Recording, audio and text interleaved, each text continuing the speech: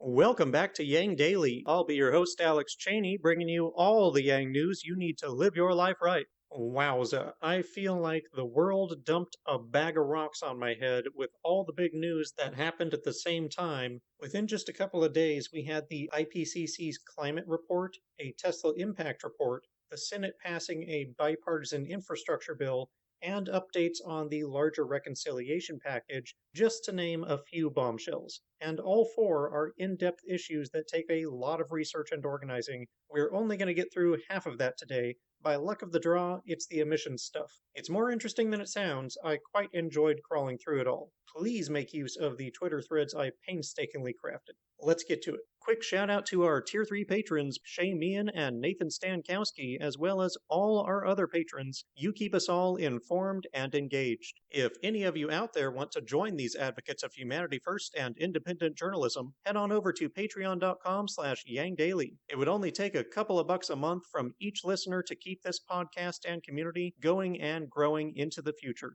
Now on to the news. The United Nations Intergovernmental Panel on Climate Change, or IPCC as they're known to their friends, have released their latest comprehensive assessment report. It was written by hundreds of climate scientists using 14,000 peer-reviewed studies and represents humanity's best understanding to date on climate change. But that climate denier friend you have will still trust random strangers on Facebook more. It's extremely long and complex. I don't have the time to read the whole thing either, so I will massively dumb it down into a short summary that all of us can understand. The headline is that, as we know, the climate has warmed at a rate unprecedented in at least the last 2,000 years. Looking at a graph makes this crystal clear, so I encourage you to check the thread I made for this. There are a lot of great graphics in it that do a much better job of conveying the situation than words can. But basically, global temperature has been on a slightly downward trend for 1900 years, then suddenly spiked straight up over the last 120. The verdict has been given on the cause. The panel agrees that virtually all of the warming since 1900 has been the result of human activity. It has already caused widespread and rapid changes to the atmosphere, ocean, cryosphere, and biosphere. And no, I didn't throw in a made-up word. The cryosphere is the world's ice, particularly ice formed from the frozen tears of climatologists. Many of these changes, particularly to the oceans, ice sheets, and global sea levels, will be, quote, irreversible for millennia, end quote. The new report narrows the expected global temperature change from 19th century levels to between 2 and 5 degrees Celsius by the end of the century. It all but rules out any chance of keeping to the 1.5 degrees we were previously hoping for, and projects we will hit 1.5 C as soon as a decade from now, with 2 C following somewhere around 2045. To put that in perspective, rare weather events, which would have happened only every 50 years had humans not affected the climate, are already happening every 10 years. At plus 2 degrees Celsius, they are expected to happen every 6 years. At 5 degrees Celsius, those 50-year events will happen every year. Droughts and flood level rain events will be about twice as frequent at 2C and 3 to 4 times more common at 4C. It's not a binary situation of climate change or no climate change, it's a spectrum. The higher the temperature change is, the more chaotic the changes will be. More heat waves, hurricanes, wildfires, floods, extinctions, food and water shortages, refugees, and wars. In short, massive disruptions likely to unravel many civilizations, kill many people, and make life unpleasant for most of those remaining. That said, the authors do believe that reaching net zero emissions, meaning as much greenhouse gases are being taken out of the atmosphere as being put in, would likely stop global warming. Some effects may be reversible if we manage net negative. Is net negative possible? Sure. There are many ways to capture carbon and other greenhouse gases, pulling them out of the atmosphere. Many natural and artificial life forms and processes consume greenhouse gases, transforming or sequestering them. It's really just a question of technology and commitment.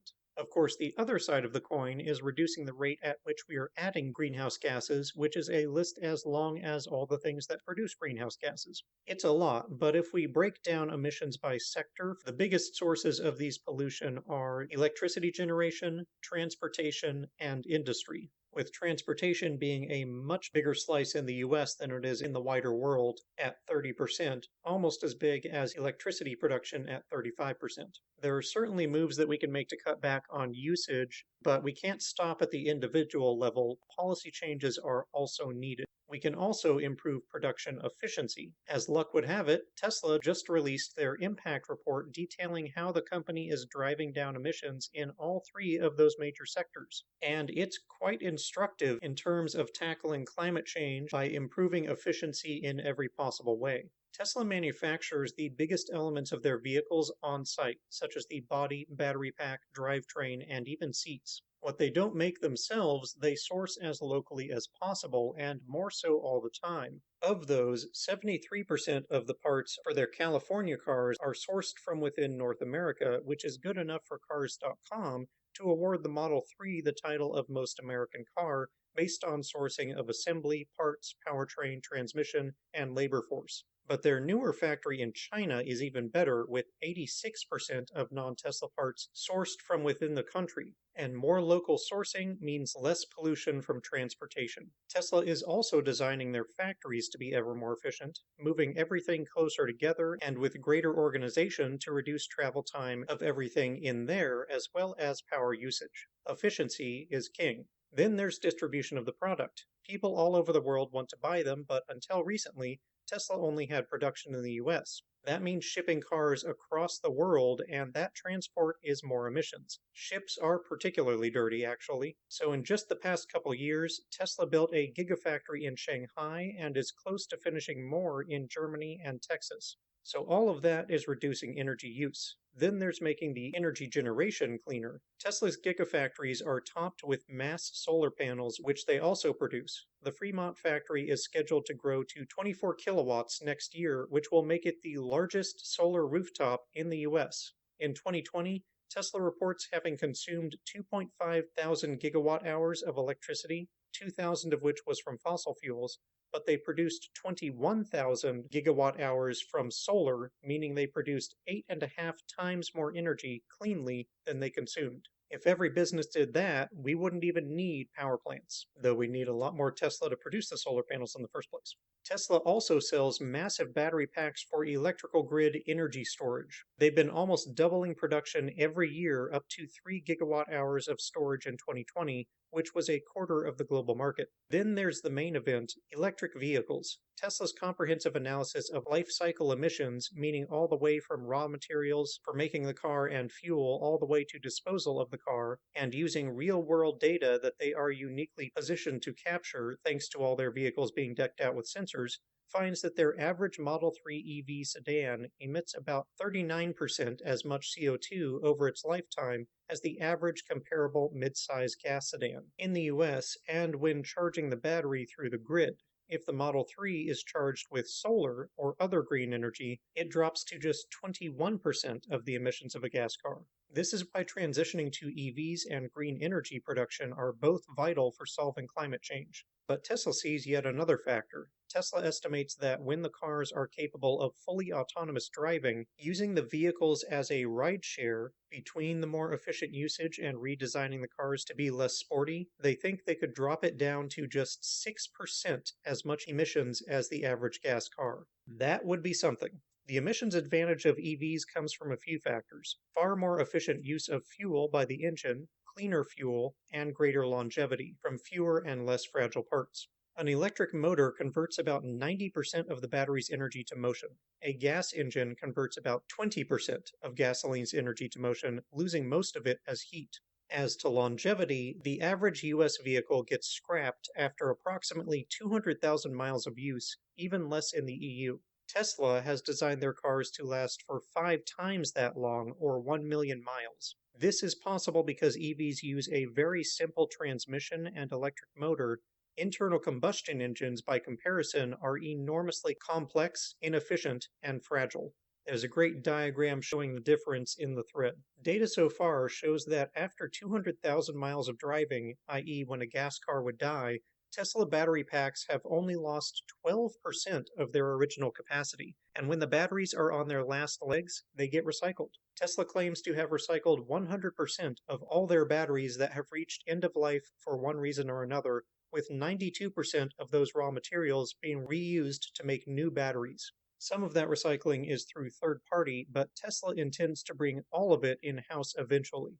Tesla also says that 96% of their factory materials are recycled. And that concludes Tesla's masterclass on emissions reductions and efficient business practices. But there's one more thing to say, which is that burning fossil fuels doesn't just hurt us through climate change, it also hurts each of us directly and immediately. So if you don't care about climate change, care about this. A meta-study, which is a study that collects the data from a whole lot of other studies and uses that to come to a conclusion, estimates fossil fuel pollution to be the cause of 9 to 10 million deaths per year.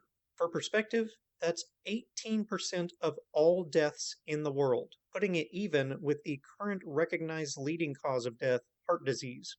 Much like poverty, pollution goes unnoticed as a cause of death because it indirectly induces conditions that kill directly.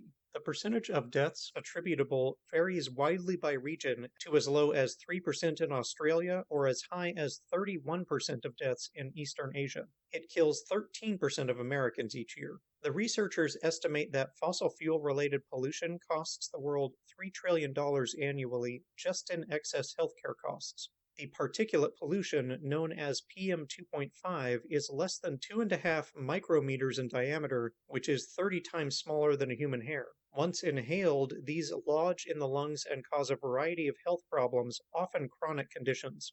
Don't care about suffering either? How about brain damage? Numerous studies have now linked pollution from burning fossil fuels to neurological damage, such as impaired intellect, Alzheimer's, seizures, etc.